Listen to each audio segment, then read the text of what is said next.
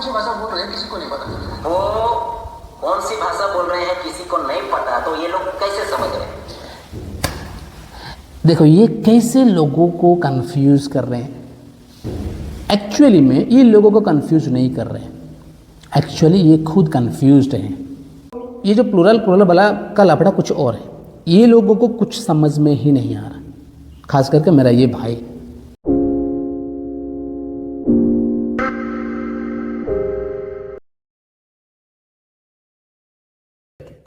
अगर ये दान किसी को मिला है ना, वो प्लूरल है। प्लूरल मतलब अगर ये दान किसी को मिलता है ना, वो उड़िया भी बोलेगा, वो हिंदी भी बोलेगा, वो तेलुगु भी बोलेगा, वो गुजराती बोलेगा, और संसार में जितने भी भाषा है ना वो सब बोलेगा, क्योंकि ये प्लूरल है।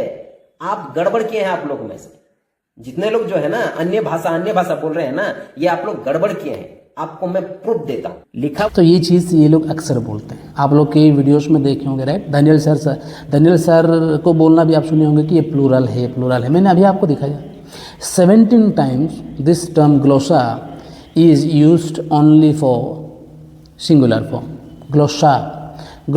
ग्लोसे ये सिंगुलर के लिए यूज होता है। ग्लोसाइज एंड ग्लोसोन, इफ आई एम राइट, ये प्लूरल के लिए यूज होता है। और वहाँ पे आप देखें ना, टंग से नहीं लिखा, टंग 17 टाइम्स यूज हुआ है और टंग्स 12 टाइम्स यूज हुआ है स्क्रीनशॉट में ग्रीक बाइबल के। तो सबसे ज़्यादा तो सिंगुलर फॉर्म में यूज हुआ है, सबसे ज़्यादा तो सिंगुलर फॉर्म में यूज हुआ है ना। तो फिर आप कैसे बोलते प्लूरल फॉर्म में हुआ है? और वो भी प्लूरल फॉर्म में जहाँ जहाँ लिखा है। आप पहला करंथियुस का जो 14 का जो आप दिखाते हो नीचे कौन से 6 आयत में जो लिखा है, 6 आयत में जो लिखा है, पौल बोल रहे कि मैं चाहता हूँ कि तुम क्या करो, अन्य भाषा में बात करो। वहाँ पे जो ग्लोसाइज लिखा है उसको आप बता रहे हो, है कि नहीं? आपका वो भी इंटरप्रिटेशन उसके, मैं पूरा एक पहला करंथियुस 14 के ऊपर मैंने पूरा एक स्टडी वीडियो में बना रहा हूँ, पूरा एक स्टडी वीडियो बना रहा हूँ, और वहाँ पे भी आप लोगों की खैर नहीं, सॉरी ये गलत शिक्षा की खैर नहीं। समझ में आ रहा है? तो ये जो प्लूरल वाला का लफड़ा कुछ और है, ये लोगों को कुछ समझ में ही नहीं आ रहा, खास करके मेरा ये भाई को समझ में ज़्यादा कुछ है ही नहीं आ रहा। क्यों समझ में नहीं आ रहा है इनको मैं बता रहा हूँ, क्योंकि ये खुद कभी नहीं सोच रहे। ये इनका वीडियो देख के मुझे ये समझ में आया कि ही हैज़ टैलेंट, इनके पास काफ़ी टैलेंट है, लेकिन ये टैलेंट तब ये फर्निश कर पाएंगे जब ये प्री लोडेड नहीं होंगे। पहले खुद दूसरों का विचारों को आपको हटाना पड़ेगा, फिर खुद आपको इवॉल्व होना पड़ेगा, खुद आपको ग्रो करना पड़ेगा। जब तक आप दूसरों के विचारों को पकड़ते रहोगे, you can not grow by yourself. तो आप खुद स्टडी करें। लिखा हुआ है, वो लोग कौन सी भाषा बोल रहे हैं किसी को नहीं पता। वो कौन सी भाषा बोल रहे हैं किसी को नहीं पता, तो ये लोग कैसे समझ रहे हैं? देखो ये कैसे लोगों को कंफ्यूज कर रहे हैं। एक्चुअली में ये लोगों को कंफ्यूज नहीं कर रहे हैं, एक्चुअली ये खुद कंफ्यूज्ड हैं। कैसा है? देखो इससे पहले इन्होंने ही कहे कि उस दिन क्या होता, परमेश्वर का सामर्थ्य काम होता। जब मैंने लॉजिक वाला बताया कि 120 लोग अगर चिल्लाएंगे 16 प्रकार भाषा में, तो आप कौन सी भाषा आप सुन पाओगे और समझ पाओगे? कोई भी भाषा क्या आप सुन के समझ पाओगे? नहीं ना। मतलब आप इमेजिन करो, क्या हो पाएगा वो? नहीं। जब तक परमेश्वर का कोई सुपरनेचुरली काम नहीं होगा तब तक कोई भी नहीं समझेगा। तो उस समय वो भाई क्या कहे कि हाँ वहाँ पे परमेश्वर का सामर्थ्य का काम हुआ था, परमेश्वर ऐसा करे थे, बोले थे ना। आप जो अभी जो लॉजिक दिए ना, बोल रहे हैं कि अरे 120 को अभी यहाँ पे खड़ा कर देते हैं, और उनमें से कुछ को हम हिंदी बोलने के लिए बोलते हैं, कुछ को मराठी, कुछ को हिंदी, कुछ को उड़िया, कुछ को अलग अलग जो है 120 को अलग अलग दे देते हैं, और साथ में उनको बोलने के लिए बोलते हैं। तो क्या उड़िया जो विश्वासी है उनको समझ में आएगा? वे उस समय हो चुका है और परमेश्वर ऐसे कर चुके हैं। ये परमेश्वर की सामर्थ है, ये आपकी और मेरी सोच नहीं है, ये हमारी समझ नहीं है, हमारी सामर्थ नहीं है, ये उस परमेश्वर की सामर्थ है। फिर अभी क्या बोल रही है भाई? अभी फिर से बोल रही है कि अगर वो संसार की भाषा बोले ही नहीं थे, अगर वो संसार की भाषा बोले ही नहीं थे तो फिर इन्होंने कैसा सुन रहे हैं भाषा? एक और बार मैं सुनाता हूँ क्या बोल रहे हैं। देखो मैं आपको बताता हूँ, वो लोग कौन सी भाषा बोल रहे हैं किसी को नहीं पता। वो कौन सी भाषा बोल रहे हैं किसी को नहीं पता, तो ये लोग कैसे समझ रहे हैं? अगर बोलने वाला का भाषा को समझ नहीं रहे हैं तो ये कैसे बोल रहे हैं कि ये मतलब हमारी मातृभाषा है बोल के? कैसे? अब देखिए इनका लॉजिक, ये भी एक लॉजिक है। बोलने वाला वो कौन सा भाषा बोल रहा है सुनने वालों को पता नहीं है, लेकिन सुनने वाला जो है वो समझ रहा है कि ये मेरी मातृभाषा है, तो वो खुद कैसे बोल रहा है कि ये मेरी मातृभाषा में कैसे ये बोल रहा है बोल के? आप कैसे बोल दे रहे हैं कि नहीं वो जो बोलने वाला क्या भाषा बोल रहे हैं, ये सुनने वाला जो है वो अपनी भाषा बोल रहा है, लेकिन बोलने वाला कौन सी भाषा बोल रहे हैं पता नहीं। देखिए अब जो बोलने वाला अगर वो हिंदी में नहीं बोल रहा है तो हिंदी वाले कैसे बोल रहे हैं कि ये मेरी भाषा में बोल रहा है? तो एक्चुअली प्रॉब्लम ये है, इनको they do not know exactly what is happening and they are confused by themself. ये खुद देखो, खुद ही ने बोला, जब मैंने उस चीज़ लॉजिक की मैंने बात करा, इन्होंने बोले कि हाँ परमेश्वर का सामर्थ्य हुआ था और अब परमेश्वर का सामर्थ्य को भूल गए। Now you forgot the power of God. अभी आपको समझ में नहीं आ रहा, परमेश्वर का सामर्थ्य को आप भूल गए। कैसे हुआ? वही तो मैं बोल रहा हूँ, उस दिन परमेश्वर का सामर्थ्य हुआ था। Something happened in between. What they are speaking we know that. What they spoke, glossa they spoke. Glossa means tongue, glossa means not language. Glossa का मैंने ऑलरेडी दिखाया आपको, यूसेज क्या है? टंग, नॉट लैंग्वेज। ग्लोसा का यूसेज टंग है, not language. तो they spoke in glossa, not language. Tongue, they spoke in tongues and that came into dialecto. How it happened, कैसे हो रहा है मैं आपको बता रहा हूँ। देर परमेश्वर का सामर्थ्य से आया था, जैसे आप बोल रहे थे, और ये परमेश्वर का सामर्थ्य ने ये जो ग्लोसा को ऑटोमेटिकली इंटरप्रेटेड करके, ऑटोमेटिकली इसको अनुवाद करके लोगों तक पहुंचाया। परमेश्वर का सामर्थ्य, परमेश्वर का काम है। और जब मैं अन्य भाषा का एक ट्यूटोरियल वीडियो बनाने जा रहा हूँ, मैं आपको वहाँ पे बताऊँगा, तो ये चीज़ आप और भी समझोगे कि how many types of tongues are there. उसमें से ये एक है जो हम बोलेंगे automatically, it will be translated and it will go on to them. ये परमेश्वर का काम है। तो आप जो पूछ रहे हैं ये कैसे हुआ, वही मैं बता रहा हूँ। ये परमेश्वर का सामर्थ्य, परमेश्वर डिड इट दैट डे। अभी मैं सीधा आखिरी आर्गुमेंट में जाऊंगा। वैसे उनका बहुत सारे बात है, वैसे भी बहुत लंबा वीडियो हो गया, अब तक की सबसे लंबा वीडियो ये हो गया। मैं सोच रहा हूँ इसको मैं छोटे छोटे पार्ट करके मैं आपको 2 भाग करके मैं डालूंगा। तो आखिरी आर्गुमेंट में मैं जाऊँगा, जो मेरा एक मेन आर्गुमेंट था। एक्चुअली ये वीडियो उसी के लिए था। मेन आर्गुमेंट था कि यहाँ पे लिखा क्या है, ग्लोसाइस लिखा है। ओके, प्रेरितों के कार्य उसका 2 का 4 में लिखा है ग्लोसाइस। फिर 6 में क्या लिखा है, डायरेक्टो। तो ये मेरा वहाँ पे बताया था ये वाले वीडियो में। तो उस चीज़ को ये भाई ने किस तरीके से डिफेंड करते हैं, आइए देखते हैं। ग्रीक में ले चलता हूँ, आप सीधा ग्रीक में चले जाइए। अध्याय 2 आयत उसका 4 में जो लिखा है, यहाँ पे लिखा है ग्लोसा। ये देख रहे होंगे, ये जो ग्लोसा, ये देख रहे हैं यहाँ पे ग्लोसा लिखा है। ये ग्लोसा, अगर मैं इसको आपको बाइबल हब में जाकर मैं आपको दिखाऊं, ग्लोसा का जो अर्थ होता है, जो मैं आपको पहले में वीडियो में दिखा चुका हूँ, अर्थ होता है, ग्लोसा का अर्थ होता है द टंग। सबसे पहले द टंग, कोई भाषा नहीं है, कोई अदर लैंग्वेज वगैरह नहीं है, यहाँ पे लिखा द टंग। अगर वो भाषा नहीं है तो नीचे ए लैंग्वेज क्यों लिखा है और वो कोमा दे के लिखा हुआ है? और सबसे पहले वो ए लैंग्वेज नहीं लिखा, बाय इम्प्लीकेशन ए लैंग्वेज। आप देख रहे होंगे द टंग के बाद क्या है, कोमा नहीं है, सेमीकोलन है। सेमीकोलन के बाद जो रहता है वो एक्सप्लेनेशन रहता है। अगर आपको ग्रामर नहीं पता, इंग्लिश में ज़्यादा ग्रामर, पंक्चुएशन अगर आपको नहीं पता तो समझ लीजिए, मैं आपको बता रहा हूँ। सेमीकोलन के बाद जो सेंटेंस रहता है वो सेमीकोलन से पहले जो है उसका एक्सप्लेनेशन होता है। वो अलग सा एक अर्थ नहीं है, अलग सा शब्द नहीं है।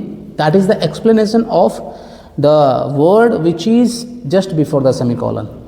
तो द टंग के बाद आप क्या देखोगे, सेमीकोलन देखोगे। फिर लिखा है बाय इम्प्लीकेशन ए लैंग्वेज, और इम्प्लीकेशन के बाद जो कोमा लगा है ना, वो कोमा सेपरेशन के लिए नहीं यूज किया। कोमा दो पर्पज़ के लिए यूज होता है। सब कोमा सबसे पहले शब्दों को सेपरेट करता है, जैसे कि पटाटो मैंने ऑलरेडी कहा आपको। और कोमा क्यों यूज होता है, कोमा इसलिए भी यूज होता है, हम सेंटेंस में जो यूज होता है कोमा, वो एक छोटा सा पॉज लेने के लिए होता है, हल्ट है। तो यहाँ पे वैसे बाय इम्प्लीकेशन ये वाला पॉज लेने के लिए a language. So by implication अलग और लैंग्वेज अलग नहीं है, ये एक ही सेंटेंस है, बाय इम्प्लीकेशन लैंग्वेज।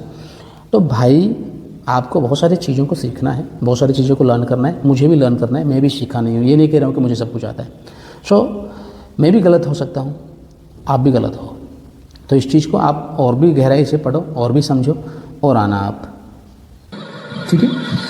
अच्छा, अगर ये सेम लैंग्वेज ये भी सुनाई दे इनको, तो ये ग्लोसाई लिखना चाहिए, ठीक है कि नहीं। अगर यही भाषा इनको सुनाई दिया है, लोगों को अगर यही भाषा सुनाई दिया है, उसका मतलब यही शब्द वहां पे भी इस्तेमाल होना चाहिए। लेकिन अगर आप गौर करेंगे, 5 आयत आप पढ़ोगे, वहां पे साफ तरीके से लिखा है कि वहां पे जो शब्द इस्तेमाल वो ग्लोसा नहीं, जी वहां पे ग्लोसा शब्द इस्तेमाल नहीं किया गया, वहां पे इस्तेमाल किया गया डायलेक्टो, है ना, ग्रीक में लिखा है। मैं पूरा यहाँ पे दे देता हूँ, स्क्रीन दे देता हूँ ग्रीक वर्स, और उसमें ये वाला डायलेक्टो। तो ग्रीक में 2 अलग अलग शब्द यहाँ पे इस्तेमाल किया गया है अन्य भाषा के लिए। अन्य भाषा के लिए ग्लोसा इस्तेमाल किया, जो ये जो 120 लोग बात कर रहे हैं उसका भाषा ग्लोसा दिया गया है, और ये जो सुन रहे हैं इनके लिए जो शब्द इस्तेमाल किया गया है वो डायलेक्टो है, जहां से हमारा इंग्लिश शब्द है डायलेक्टस, जो कि हमारा लोकल लैंग्वेज है, जो कि हमारा बोली है, मनुष्य की बोली है ना, जो हम अपने अपनी भाषा में बोलते हैं डायलेक्टस, ये भाषा है। तो डायलेक्टो ग्रीक में इस्तेमाल किया गया है। तो ग्रीक बाइबल में भी ये साफ है कि भाई ये 2 जो चीज है ये एक ही चीज नहीं है, ये अलग अलग चीज है। ग्लोसा यहाँ पे इस्तेमाल किया गया है और यहाँ पे डायलेक्टो इस्तेमाल किया गया है, यानी ये 2 अलग अलग चीज है। वेरी क्लियर, अपने ही भाषा में। अगर ये लोग डायलेक्टो में ही बात करते तो ग्रीक बाइबल में यहाँ पे डायलेक्टो लिखता, ग्लोसा नहीं लिखता। तो ये चीज हमें समझना है। अगर ये संसार की भाषा बोले होते या फिर पवित्र आत्मा को ऐसा लिखना होता कि ये जो अन्य भाषा है संसार की भाषा, ये कोई अलग भाषा नहीं है, अगर ऐसा ही होता तो यहाँ पे ग्लोसा एक नया शब्द आता ही नहीं है, तो यहाँ पे सीधा डायलेक्टो होता, they spoke in dialecto and they heard it. और ये शब्द लिखने की कोई जरूरी नहीं था कि हम अपने ही भाषा सुन रहे हैं, ये जरूरी नहीं था। अगर कोई हिंदी में बोला है तो हिंदी में ही सुनेंगे ना, तो किसी को जाकर यहाँ पे भी लॉजिक दे दिए भाई साहब। टंग्स जो है ना वहां पे ग्लोसा लिखा है और 6ठी आयत में डायलेक्टो क्यों लिखा है। अच्छा, वो दोनों जगह में है ना वो शब्द ही अलग अलग। और मेरा जो आखिरी आर्ग्यूमेंट था, राइट, अगर ये एक ही भाषा है तो 2 शब्द क्यों। अगर आप लोग बोल रहे हो वो लोग हिंदी में सुने, सॉरी वो लोग हिंदी में बोले, ये हिंदी में सुने, तो हिंदी तो एक ही भाषा हो गया ना। अगर आप कह रहे हो वो लोकल भाषा में बात करें, ये लोकल भाषा में सुने, तो भाषा तो एक ही होना चाहिए। अगर सुनने वाली भाषा के लिए डायलेक्टो लिखा है तो यही भाषा फिर वहाँ पे लिखना चाहिए। मेरा एक छोटा सा आर्गुमेंट था। तो जब मैंने ये कहा, ये भाई बोल रहे हैं कि देखो लॉजिक, मैं अपना लॉजिक लगा रहे हैं, ये लॉजिक कहाँ से हो गया मेरा, मैं आपको दिख नहीं रहा ये चीज़, देख लो ना आप, ये लॉजिक कहाँ से हो गया, मैं दिखा रहा हूँ आपको, देखो, कम से कम देख के तो समझो, आप सुन के नहीं समझ पा रहे। वहाँ पे ग्लोसा लिखा है और आपके उस स्क्रीनशॉट में आप देख लीजिए, यूसेज जो ग्लोसा का है वो ठंग है, ना कि लैंग्वेज, समझ लो आप। यहाँ पे लिखा है डायलेक्टो। तो इस चीज़ को एक्सप्लेन करते हुए इन्होंने पता है कौन सा एक्सप्लेनेशन लाए हैं, वो लाए हैं नया नियम, ये वाला आयत आप देख लीजिए, ये वाला आयत लिए, वहाँ पे पवित्र आत्मा के लिए जो लिखा है न्यूमाटोलॉजी, इसको हम बोलते हैं न्यूमाटोलॉजी, हवा, ग्रीक शब्द पवित्र आत्मा के लिए ग्रीक शब्द इस्तेमाल किया गया वो न्यूमा है। न्यूमा मतलब पवित्र आत्मा। फिर इन्होंने जाते हैं ओल्ड टेस्टामेंट, सीधा जाते हैं उत्पत्ति की किताब में, जेनेसिस में जाते हैं, और वहाँ पे पवित्र आत्मा के लिए जो शब्द इस्तेमाल किया गया वो रूह है, रूह है। तो इन 2 शब्दों को देखो, यहाँ पे पवित्र, एक ही पवित्र आत्मा है, वहाँ पे रूह लिखा है और यहाँ पे न्यूमा लिखा है। देखो 2 शब्द अलग अलग है लेकिन चीज़ एक ही है, समझ में आ रहा है।